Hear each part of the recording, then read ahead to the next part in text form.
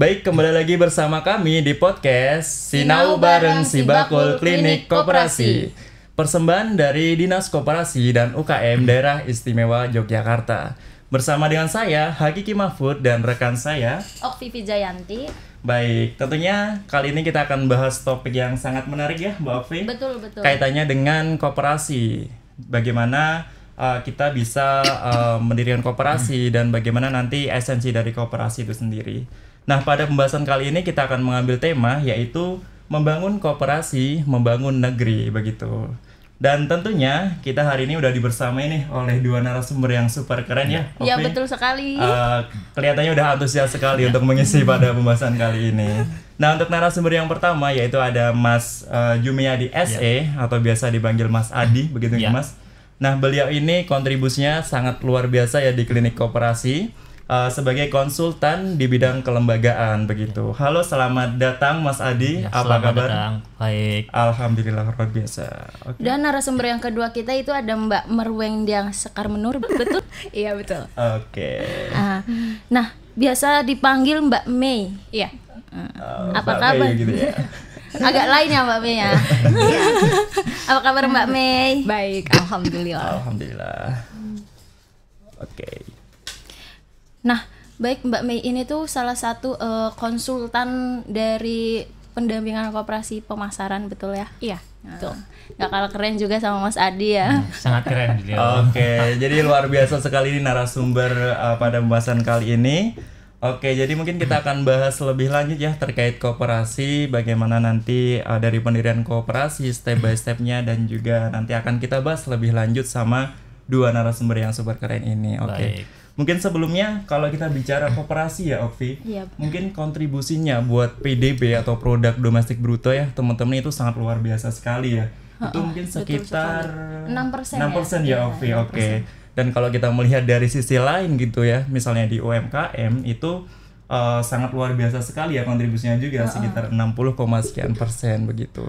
Nah, tentunya ini akan menjadi katalis positif ya dari dua hal tersebut karena kalau kita bicara koperasi begitu ya, di dalam anggotanya itu udah nggak sedikit lagi yang mempunyai produk UMKM begitu ya. Nah, tentunya itu akan menjadi suatu hal yang saling menguntungkan, misalnya dari produk koperasi yang bisa dibrandingkan lewat koperasi itu sendiri begitu ya, Ovi. Betul. Oke, karena di sini udah ada dua narasumber yang super keren antusias. Oke, kita akan nanya lebih detail nih. Oke, mungkin aku dari Mas Adi terlebih dahulu begitu. Kalau bahas koperasi begitu ya Mas, mungkin di benak telinga masyarakat sekitar gitu ya udah tidak asing lagi begitu ya Mas. Iya. Tapi yang menjadi problem di sini itu adalah dari warga masyarakat sekitar mungkin belum terlalu mengerti ya dari nilai positif ataupun hal-hal yang bisa diambil dari koperasi begitu Mas. Iya. Nah, kalau dari pandangan Mas Adi sendiri, kira-kira koperasi itu apa sih Mas sebenarnya? Maksudnya dalam artian di sini itu di dalamnya ngapain aja begitu, dan mungkin dari perkembangan koperasi itu seperti apa? Monggo mungkin dari Mas Adi dulu gitu. Jadi koperasi itu sama seperti badan hukum yang lainnya, ada PT, ada yayasan, ada CV dan lainnya. Tentunya koperasi itu adalah badan hukum yang didirikan oleh orang per orang ataupun badan hukum koperasi yang berlandaskan prinsip koperasi dan tentunya juga asas kekeluargaan, yang dimana kalau di Jogja itu koperasi jumlahnya sangat besar. Sangat besar sekali ya Mas. Ada sekitar 2000 koperasi di Yogyakarta. Luar biasa. Banyak banget ya? Iya. Banyak banget. Dan tentunya koperasi yang jumlahnya 2000 itu dengan luas Jogja yang 3,1 ribu, tentunya bisa saja per kecamatan itu ada koperasi. Iya. Luar biasa. Ya, apalagi koperasi itu sesuai dengan Undang-Undang 23 2014 tentang pemerintah daerah, ada berbagai wilayah binaan. Ada yang tingkat kabupaten kota, ada tingkat provinsi, dan juga ada yang tingkat nasional. Wilayah keanggotaan itu tentunya sesuai dengan Undang-Undang 23 tentang pembagian kewenangan itu berdasarkan wilayah keanggotaan. Kalau KTP-nya satu kabupaten kota, bisa saja dia tingkat kabupaten kota. Kalau KTP-nya tingkat provinsi, tentunya bisa tingkat provinsi. Kalau nasional tentunya KTP-nya seluruh Indonesia. Seluruh Indonesia. Ya, itu pun nanti akan berlanjut terkait dengan pengawasan. Pengawasan di Undang-Undang 23 juga dibagi. Tentu pengawasannya sesuai dengan wilayah keanggotaannya, di mana tingkat dinas kabupaten kota akan mengawasi koperasi yang ada di kabupaten kota dan seterusnya. Mungkin gambaran sekilas seperti itu. Oke, berarti memang udah dibagi per wilayahnya masing-masing, betul, begitu ya, Mas? iya. Ada kabupaten, kota, bahkan dari segi nasional juga begitu ya. Iya. Oke, mungkin aku mau beralih ke Mbak Mei begitu ya. Tadi udah dijelaskan secara lugas dan detail ya terkait koperasi. Iya. Nah, kira-kira kalau dari perbedaannya sendiri Mbak, koperasi sama perusahaan atau startup itu bedanya apa sih Mbak sebenarnya? Oh gitu, oke. Jadi perbedaan koperasi dengan perusahaan lain ataupun dengan startup itu tuh bisa terlihat dari 3 hal, yaitu yang pertama tujuan, kepemilikan, dan pengambilan keputusan. Nah dari tujuan sendiri, biasanya kalau perusahaan ataupun PT tentunya mereka tujuannya itu untuk mencari keuntungan yang sebesar-besarnya bagi pemegang saham. Lalu untuk startup sendiri, yaitu biasanya mereka itu tuh fokus untuk pertumbuhan yang cepat, lalu inovatif, lalu memiliki valuasi yang tinggi sehingga nanti bisa dijual kembali ataupun go public. Nah, untuk koperasi sendiri tujuannya itu untuk mensejahterakan anggotanya, ya sangat mulia sekali memang. Luar biasa sekali ya koperasi ini. Untuk kepemilikannya sendiri biasanya kalau perusahaan atau PT itu hanya dimiliki oleh beberapa orang saja, yaitu pemilik saham mayoritas. Lalu untuk startup sendiri biasanya dimiliki oleh pendiri ataupun investor. Nah kalau koperasi sendiri tentu saja dimiliki oleh semua anggotanya. Ya. Jadi anggota itu adalah sebagai pemilik dan pemakai dari itu ya. Pengguna jasa. Lalu yang terakhir adalah dari pengambilan keputusannya. Pengambilan keputusan dari perusahaan itu tentu diambil oleh pemilik saham mayoritas ya, atau di jajaran direksinya. Lalu untuk startup sendiri biasanya diambil oleh tim manajemen atau juga pemegang sahamnya dari investor tersebut. Lalu untuk koperasi diambil melalui rapat anggota seperti itu, dan semua anggota dalam koperasi itu memiliki hak suara yang sama. Berbeda dengan kalau perusahaan itu kan semakin mereka memiliki saham semakin besar, maka suaranya akan lebih didengar daripada yang sahamnya kecil seperti itu. Berarti kalau koperasi walaupun punya dana yang besar sama yang kecil sama aja gitu ya Mbak? Sama, suaranya tetap satu dan tetap didengarkan. Benar ya tadi, sangat mulia sekali ya koperasi. Tadi ada beberapa yang bisa saya mention begitu ya, kalau perusahaan atau startup itu pada intinya mencari keuntungan setinggi mungkin gitu ya. Tapi kalau koperasi itu ya untuk pekerjaannya itu untuk mensejahterakan kepada anggotanya. Dan dari kepemilikan pun berbeda juga tadi ya. Kalau dari perusahaan ya mereka yang punya uang lebih banyak, ya dia yang didengarkan begitu. Berbeda dengan koperasi, ya orang yang misalnya menyimpan gitu ya lebih banyak sama yang lebih kecil pun itu suaranya tetap satu sama begitu ya. Betul. Emang luar biasa ya koperasi ini berbeda sama perusahaan atau startup begitu. Nah untuk Mas Adi menyinggung pertanyaan Mas Adi yang awal itu apa sih tentang koperasi itu? Nah langkah-langkah apa untuk mendirikan koperasi itu tuh bagaimana? Langkah-langkah yang perlu dibutuhkan? Jadi langkah-langkah ini tentunya tidak akan lepas dari regulasi yang ada. Regulasi yang ada itu yang dipakai adalah Undang-Undang 25 tahun 1992 tentang perkoperasian. Dulu ada Permen nomor 10 2015 tentang pendirian koperasi, dilanjut dengan Permen nomor 9 2018 tentang pembinaan koperasi. Yang terakhir adalah Peraturan Menteri Hukum dan HAM nomor 14 2019 tentang pendirian koperasi. Tentunya ditambah lagi dengan adanya Peraturan Pemerintah nomor 7 2021 tentang kemudahan, perlindungan dan pemberdayaan koperasi. Di dalam permen itu tentunya ada beberapa langkah dalam pendirian koperasi. Kami menyarankan dalam pendirian koperasi itu untuk dilakukan penyuluhan dulu. Kenapa harus ada penyuluhan? Penyuluhan itu sangat penting untuk mengedukasi, memberikan pembelajaran dan wawasan bagi para pendiri. Jangan sampai nanti para pendiri tidak paham koperasi tapi mendirikan. Betul sekali. Akan sangat bias di tengah-tengah nanti ya Mas. Nanti mereka akan bingung sendiri mau ngapain. Benar. Kalau ada penyuluhan tentu mereka sudah paham jenisnya mau apa, usahanya mau apa, siapa sih pengurus dan pengawas yang mau ditunjuk. Tentunya terus ketugasan pengurus dan pengawas, serta nanti hak, wewenang dan ketugasan anggota. Jangan sampai nanti anggota hanya menuntut haknya saja, tetapi mereka tidak memahami tugas dan kewenangannya. Karena besar kecilnya koperasi itu tidak tergantung dari pengurus, tetapi tergantung dari partisipasi anggota. Kalau anggota tidak berpartisipasi, tentunya koperasi juga tidak akan besar. Karena koperasi itu dari, untuk, dan oleh anggota. Ya. Setelah ada penyuluhan, mereka bisa melakukan rapat pembentukan, di mana rapat pembentukan itu sesuai dengan PP 7 tadi ada minimal 9 orang. Ya, minimal 9 orang sebagai para pendiri. Pendirinya. Ya, para pendiri itu adalah orang-orang yang namanya tercantum dalam akte pendirian koperasi. Dari para pendiri itu untuk awal pertama kali dipilih pengurus dan pengawas. Ya. Jadi tadi menarik sekali tadi disampaikan memang harus ada penyuluhan dulu gitu. Memang nanti kalau udah terlaksana biar nggak bingung mau ngapain gitu betul. ya Mas, kurang lebih ya.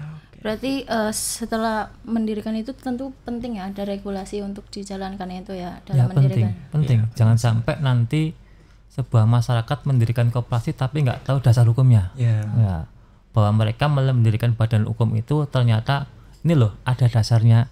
Berarti mereka memang benar-benar terlindungi secara hukum. Ya. Ya mungkin kalau dari Mbak Meme begitu ya. Tadi udah dijelaskan regulasi, langkah-langkah gitu kan. Nah, kira-kira dari langkah-langkah mendirikan koperasi, kira-kira tantangan-tantangannya itu apa aja Mbak kira-kira yang udah mungkin sepengalaman Mbak Mei begitu? Tantangannya itu yang tadi dijelaskan Pak Jumiadi ya, bahwa memang harus ada penyuluhan karena memang sebagian besar dari kelompok masyarakat itu mereka belum tahu, belum paham tentang koperasi sendiri itu tuh apa. Nah, makanya di dalam penyuluhan itu pun kita harus memberikan pengertian, lalu dasar-dasar perkoperasian, prinsip-prinsip, lalu rules yang harus diikuti seperti itu. Karena pendiri sendiri pun terkadang mereka belum tahu. Nah, mereka hanya ayo kita karena kita satu visi satu misi, ayo kita saling mensejahterakan lalu ingin mendirikan. Padahal kan di situ memang banyak hal yang harus dipelajari terlebih dahulu ya untuk bisa menjalankan sebuah koperasi tersebut. Lalu biasanya dari modal. Ini yang sangat krusial nih. Betul. Modal dari koperasi itu biasanya mereka kan kecil gitu ya, berbeda dengan perusahaan yang bisa sampai miliaran. Nah, itu memang, tapi memang sekarang ada dari jenisnya sendiri, koperasi harus memiliki berapa modalnya biasanya disimpan pinjam seperti itu. Nah, modal itu kan harus dikumpulkan dari simpanan pokok dan simpanan wajib itu sebagai setoran awal yang nanti akan digunakan untuk biaya notaris dalam pembuatan akta maupun dalam operasional nantinya. Nah, itu juga harus dibicarakan. Betul. Lalu nanti dari kualitas SDM, bahwa SDM-nya itu kalau bisa memang yang profesional, tidak asal aja. Tidak asal milih gitu ya. Karena kan ini juga badan usaha ya. Jadi kita menjalankan usaha, jadi harus dijalankan secara profesional. Nah, di situ biasanya mereka itu harus mencari orang-orang di jajaran pengurus maupun pengelola itu yang mengerti tentang menjalankan perkoperasian. Ya.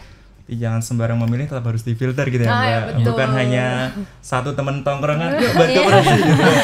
Itu ya, karena yang mereka sering tidak tahu itu juga dalam peraturan itu, peraturan perkoperasian itu kadang-kadang kan berganti ya, diganti dengan peraturan nomor berapa. Nanti kan rules-nya juga sudah berbeda lagi. Nah, itu mereka harus orang-orang yang mau belajar juga untuk membaca peraturan-peraturan atau regulasi yang memang sekarang harus untuk ditaati, itu yang seperti apa seperti itu. Jadi harus update juga tentang peraturan-peraturan. Oke. Untuk mungkin mau tanya ke Mas Adi ya, untuk minimal modalnya itu tuh membangun koperasi itu ada berapa ya? Berapa? Sekarang di Permen nomor 8 2023 itu yang terkait dengan simpan pinjam, memang untuk tingkat provinsi modalnya minimal 1 miliar. 1 miliar. Ya, untuk kabupaten kota 500 juta dan tingkat nasional ada 2 miliar. Itu hanya terkait dengan usaha simpan pinjam. Tapi apabila koperasi itu mau jenisnya pemasaran, jasa, produsen dan konsumen, tentu karena tidak diatur secara detail maka yang lebih baik adalah layak secara usaha. Kita ambil contoh, misalnya masyarakat ingin mendirikan koperasi, mungkin ada jasa transportasi. Dan jasa transportasi itu otomatis kan ada kendaraan, kendaraannya mau berapa, per unitnya berapa, terus nanti ada kantornya, ada sarananya berapa, itu bisa dinominalkan dengan uang. Nanti jumlah uang itu sebagai layak secara usaha. Iya. Menarik sekali ya, memang harus ada kisaran gitu kisaran ya. Modal buat memperkirakan ya. Iya, betul sekali. Oke. Tadi mungkin sempat dibahas juga ya terkait kalau minimal pendirikan ada 9 orang gitu ya, Mas.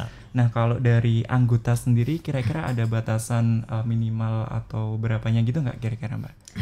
Kalau minimalnya seperti yang sudah disebutkan oleh Pak Juniadi tadi, bahwa kalau koperasi jenis koperasi primer atau koperasi yang beranggotakan orang per orang itu memang sekarang ada minimalnya 9 orang. 9 orang. Ya, kalau untuk koperasi sekunder yang terdiri dari beberapa koperasi itu minimal adalah 3 koperasi. Tapi untuk banyaknya sendiri itu tidak ada. Biasanya memang dari skala usaha ataupun syarat tertentu yang tercantum dalam ADART. Misalnya dia adalah koperasi karyawan, berarti kan memang hanya karyawan dari suatu perusahaan tertentu yang bisa terdaftar sebagai anggota di koperasi tersebut.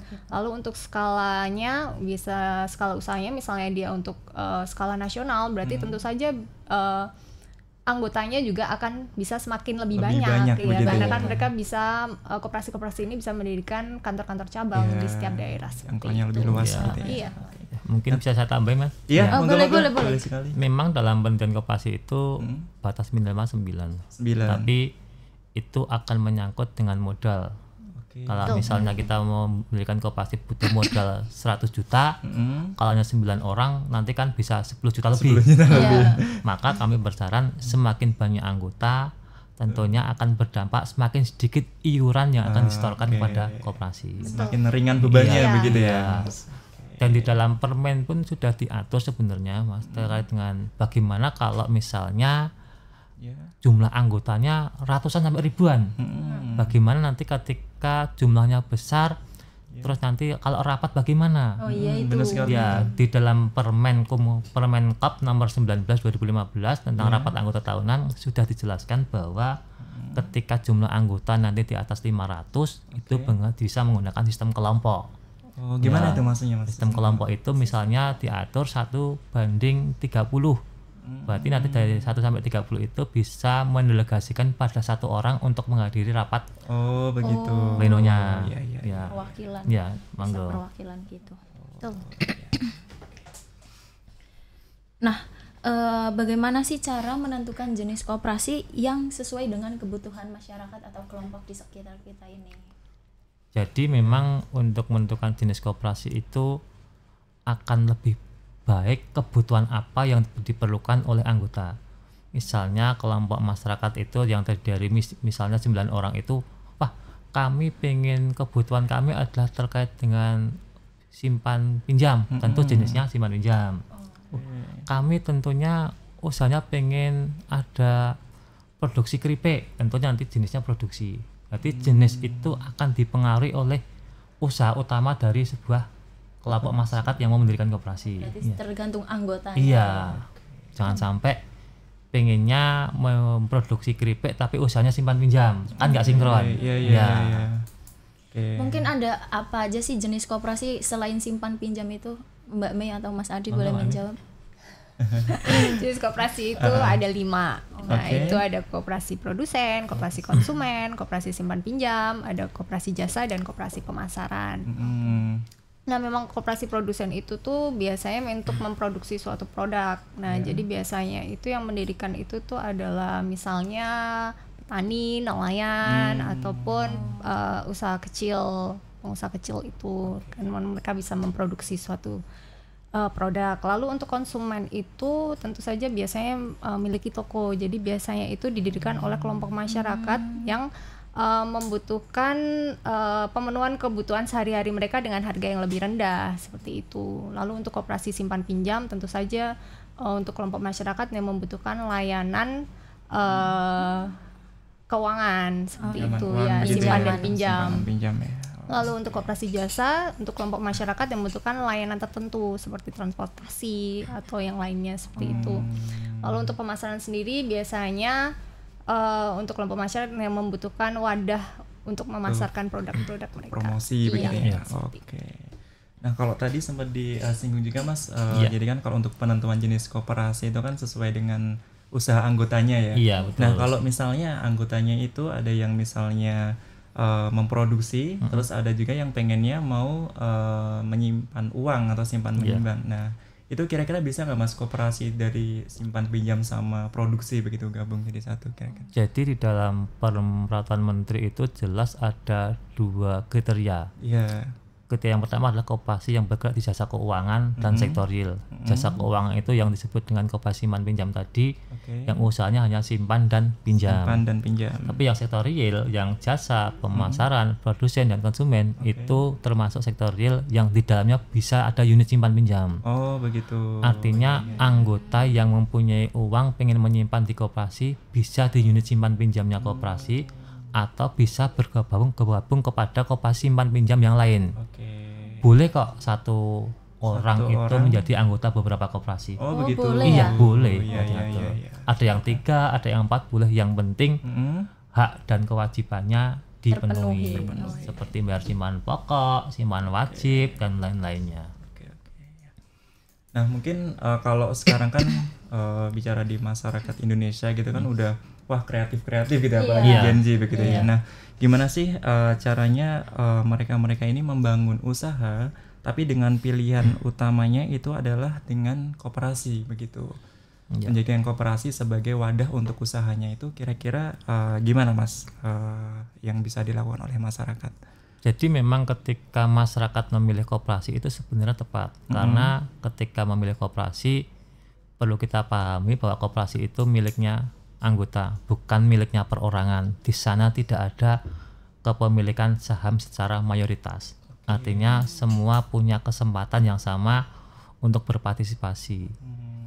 Tentunya juga nanti ketika sudah memilih koperasi itu selain tepat juga sebagai wadah tadi, karena banyak masyarakat di Yogyakarta dan sekitarnya ketika sebuah masyarakat mempunyai produk, mereka kesulitan untuk memasarkan produk, bisa kok melalui koperasi.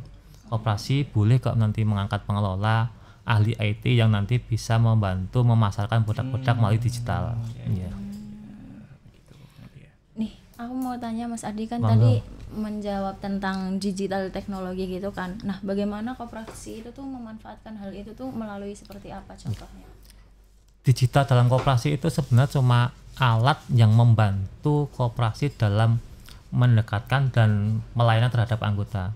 Karena kalau dulu itu kan masih manual. Seseorang anggota yang pengen bertransaksi pada koperasi harus datang ke kantor. Pengen menabung harus datang ke kantor. Padahal mereka punya kesibukan masing-masing. Benar sekali. Nah, dengan penggunaan IT itu anggota bisa kok dari rumah. Sekarang Jogja itu sudah banyak yang menggunakan IT. Bisa transfer dari e-mobil dari rumah, bisa mungkin untuk membeli perlengkapan yang lain atau mungkin beli pulsa atau yang lain itu bisa dari rumah. Dan mungkin untuk pembayaran beberapa sekolah kepada anaknya bisa lewat koperasi. Dan penggunaan IT itu selain memudahkan pelayanan kepada anggota juga nanti ketika nanti membuat laporan akan lebih akuntabel. Kan sudah pakai sistem. Pengurus bisa memantau, lebih mudah. Tidak manual lagi menghitung yang mungkin angka kesalahannya lebih besar. Benar sekali. Jadi tingkat kredibilitas lebih akuratnya tinggi juga ya. Karena kalau ngitung manual lumayan juga ya Mas, apalagi banyak gitu yang dan lebih ringan secara karyawan, kan cukup 1-2 orang karyawan saja sebenarnya. Sudah bisa buat laporan, rugi laba, neraca, bisa memantau juga, semua kan bisa dipantau oleh bagian IT-nya saja. Apakah ini tuh digitalisasi itu akan mempengaruhi prinsip-prinsip dasar koperasi nggak sih Mas? Tentunya tidak, karena secara prinsip digital itu kan hanya alat untuk membantu mereka. Di mana nanti prinsip-prinsip itu bagi pengurus tetap dimaksimalkan bagaimana nanti anggota itu tetap tidak meninggalkan prinsip-prinsip itu. Itu kenapa? Karena prinsip-prinsip itu kan dijelaskan kepada anggota ketika mereka mau bergabung. Wah, ini loh nanti bahwa koperasi itu nanti pelaksanaan secara demokrasi dan terbuka misalnya. Ya, tentunya prinsip-prinsip itu tidak bisa ditinggalkan karena hanya digital itu hanya alat saja untuk membantu aja kemajuan koperasi, memudahkan saja. Berarti memang di awal udah dikasih tahu dulu nih koperasi prinsipnya seperti ini gitu, terkait teknologi itu ya udah nanti waktu pelaksanaan hanya untuk membantu aja betul. Koperasinya. Oke, menarik sekali. Nah, kira-kira kalau dari koperasi sendiri itu dapat tetap relevan di tengah ekonomi modern kayak Mas Karen dalam perkembangan ekonomi modern? Ya bisa tentunya koperasi itu mau nggak mau harus mengikuti perkembangan zaman. Misalnya koperasi yang dulu usahanya masih tradisional mau nggak mau harus mengikuti perkembangan zaman. Misalnya dulu kalau pembayaran listrik itu masih ke koperasi. Datang ke koperasi, sekarang masyarakat sudah bisa melakukan pembayaran lewat e-mobil. Nah, tentunya koperasi perlu digital atau TI, di mana nanti anggota bisa mudah melakukan transaksi dari mana saja. Ya. Kalau tidak mau mengikuti perkembangan zaman, saya yakin lama-lama akan tertinggal. Ya, itu dari sisi digital. Dari sisi SDM juga beda. Dulu mungkin belum ada uji kelayakan atau kompetensi sehingga masyarakat itu siapapun nanti yang ditunjuk, wah saya bersedia di pengurus pengawas walaupun tidak bisa apa-apa. Sekarang ada uji kelayakan dan kepatutan di mana semua pengurus dan pengawas itu akan diuji pemahaman dan manajemennya terkait dengan koperasi. Jadi sekarang itu memang kita mengarah ke koperasi modern itu seperti PT nanti ujung-ujungnya. Jadi lebih terstruktur gitu ya Mas. Iya betul. Koperasi ini sendiri. Oke. Jadi memang tadi koperasi itu memang harus mengikuti perkembangan zaman gitu ya Mas, dan memang harus mempermudah anggotanya begitu ya. Dari yang sebelumnya tadi kalau mau bayar atau minjam harus datang koperasi. Sekarang karena mengikuti perkembangan zaman sudah bisa lewat handphone begitu ya Mas. Oke. Nah, kira-kira dari peran pemerintah atau sektor swasta sendiri untuk mendukung pertumbuhan koperasi itu ada mboten Mas? Kita sebagai pemerintah juga ada beberapa kegiatan yang membantu masyarakat memudahkan dalam pendirian. Misalnya kita membantu penyuluhan bagi masyarakat, kita secara gratis membantu mereka, ini loh akan menjelaskan kepada masyarakat untuk dalam mendirikan koperasi. Selain membantu masyarakat, kita juga ada istilahnya di tahun ini ada 7 yang kita fasilitasi biaya notarisnya. Berarti ada 7 yang biaya notarisnya kita bantu subsidi sehingga mereka akan lebih ringan. Yang kedua, kita juga nanti bagi masyarakat yang ingin mendirikan koperasi kita perbolehkan, tapi kita juga menghimbau kalau mendirikan koperasi itu kan perlu modal yang agak besar. Maka kita juga menyarankan boleh kok bergabung kepada koperasi yang sudah ada. Artinya ketika bergabung kan koperasi sudah jalan, tinggal bergabung saja, tentunya akan lebih ringan ya tentunya ya. Kan udah dijelasin nih terkait digitalisasi dan koperasi modern ini tuh sangat penting ya di era sekarang ini. Tentu akan mempengaruhi, bisa nggak sih menarik generasi muda? Mungkin dari Mbak Mei, bagaimana sih caranya menarik generasi muda itu agar bergabung dengan koperasi? Itu biasanya tuh memang kalau generasi muda itu kan mereka mainnya handphone terus karena harus digital. Nah, jadi koperasi pun juga harus go digital. Nah, yaitu dengan membangun platform digital, yaitu aplikasi digital tentunya seperti yang dikatakan oleh Mas Adi bahwa melalui handphone pun bisa melakukan transaksi ataupun pembayaran apapun yang dibutuhkan tentang pembayaran sekolah ataupun PPOB seperti itu. Lalu bisa melalui sosial medianya koperasi itu biasanya tuh isinya kosong ya. Iya. Sering ditemuin mereka gitu itu ya. tuh tidak harusnya kan ada konten-konten yang harus diupdate setiap berapa, 1 minggu 1 kali atau apa. Padahal mereka mempunyai kegiatan yang banyak yang membantu masyarakat. Misalnya memberikan bantuan saat COVID kemarin ataupun untuk pendidikan anggota yang berprestasi, mereka juga memiliki dana-dana seperti itu yang biasanya diberikan kepada anggotanya, tapi tidak terekspos sama sekali dan bahkan dalam media sosialnya mereka sendiri. Sayang sekali ya di situ ya. Bahkan followersnya tuh biasanya nol. Itu kan sangat disayangkan. Harusnya anggota itu tuh mereka mau follow kan, agar tahu tentang update koperasi melalui sosial media, itu hal yang paling mudah ya. Lalu bisa juga koperasi melakukan kegiatan-kegiatan yang menarik, misalnya melalui workshop atau pelatihan ataupun kompetisi yang biasanya bisa pembuatan logo koperasi ataupun apa yang berhubungan tentang koperasi seperti itu yang bisa diikuti oleh generasi muda. Lalu ada melibatkan peran aktif generasi muda, yaitu melalui regenerasi. Karena kan kebanyakan memang di jajaran pengurus itu sudah sepuh ya, jadi mereka harus melakukan regenerasi dengan mengajari generasi muda untuk meneruskan mereka nantinya. Jadi generasi muda diangkat sebagai pengurus nantinya biar bisa mengembangkan koperasi sesuai zamannya. Ya benar sekali. Karena kalau memang beda zaman itu agak susah mengikutinya ya. Benar. Memang harus dituntun. Mereka mungkin yang tua, yang sudah sepuh itu berpengalaman memang dan mengetahui tentang semua regulasi. Betul. Tapi kan untuk mengikuti perkembangannya memang dibutuhkan pendamping, yaitu dari generasi muda seperti itu. Lalu ada edukasi tentang koperasi, yaitu melalui kampanye ataupun kampanye video ataupun datang ke sekolah-sekolah untuk memberikan penjelasan tentang koperasi kepada anak-anak muda dan mereka tergerak nantinya, misalnya di kampus nanti mereka ikut kopma atau apa gitu. Mungkin bisa tambahin mungkin Mbak. Memang generasi muda itu ketertarikan kepada koperasi memang kecil, mereka belum memilih PT. Salah satu cara mungkin tambahan dari Mbak Meme tadi memang untuk menarik minat dari generasi muda, memang kita bisa kok memberikan contoh-contoh koperasi yang besar. Ya, koperasi yang besar itu ada loh, Jogja itu koperasi yang besar yang manajernya gajinya 15 juta, 20 juta. Luar biasa sekali. Ada ya? Ada, bisa banyak. Tentu dengan contoh-contoh seperti itu mereka punya greget, selain ke PT kita bisa loh ke koperasi. Bisa. Baru tahu juga ini ya. Ternyata sebesar itu gajinya. Sekali itu.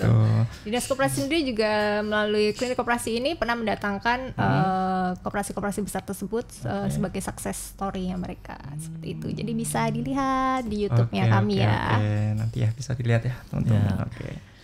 Nah, mungkin ini ya dari pesan Mas atau Mbak untuk masyarakat gitu ya, mungkin tertarik untuk membangun atau mendirikan koperasi namun masih ragu-ragu, kira-kira apa Mas pesan yang bisa disampaikan begitu? Ya, bagi masyarakat yang ingin mendirikan koperasi, jangan terburu-buru mendirikan koperasi dulu, lebih baik nanti minta penjelasan kepada dinas. Kami ada tim konsultan koperasi yang tentu akan memberikan wawasan koperasi itu mau seperti apa, usahanya mau apa, terus nanti kantornya mau di mana. Kalau mereka paham, baru mendirikan koperasi.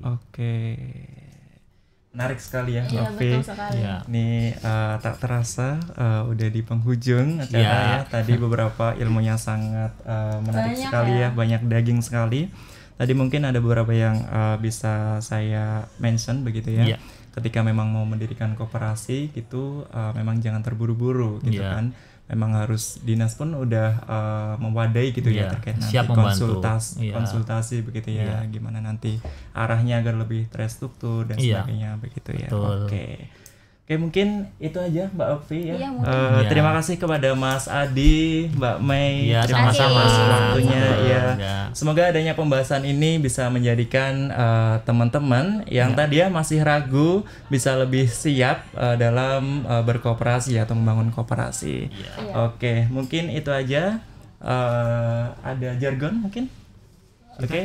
Sudah cukup? Oke, terima kasih. Bye.